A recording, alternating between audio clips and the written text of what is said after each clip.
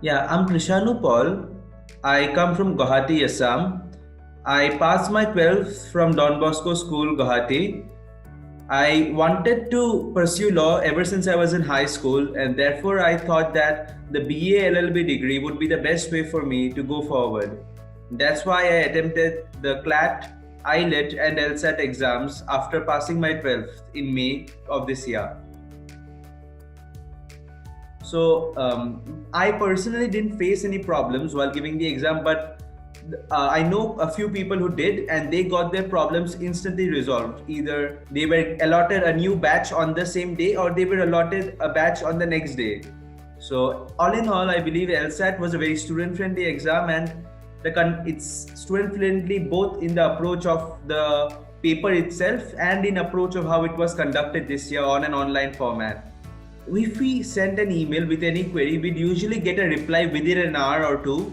So the email system and then the communication between support and the students they were handling was very strong. And I believe that this was a major help because in an online format, quite a few students have doubts because it's new to all of us because of the pandemic. So LSAT India did a really good job when it comes to allaying students' fears and ensuring that they don't go through any unnecessary troubles while giving the exam. Any technical errors or glitches and things like that were very effectively handled, and they were very understanding of technical issues which students might face, considering India is a diverse country with people from different economic strata giving the exam and internet connection not being the same throughout the country. So I think this empathy and understanding as well as the proactive communication on the part of LSAT India is something which a person will be hard pressed to find in any other legal exam conducted here.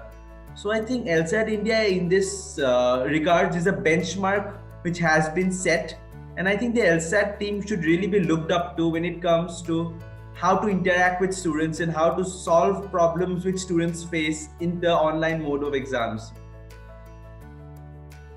I took a coaching program from Career Launcher India, and they had two LSAT mock tests up in their online website. And these two mock tests I attempted 2 or 3 times over the course of 2 months. I'm particularly interested in the fields of private law and business law.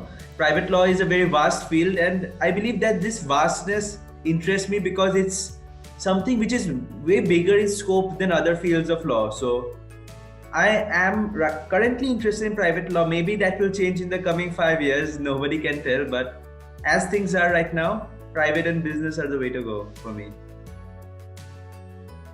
The question of becoming a change maker is quite distant for now because I've only been here for 2 months, and I think things will become more clear. Things will become clearer as we move forward with the law course.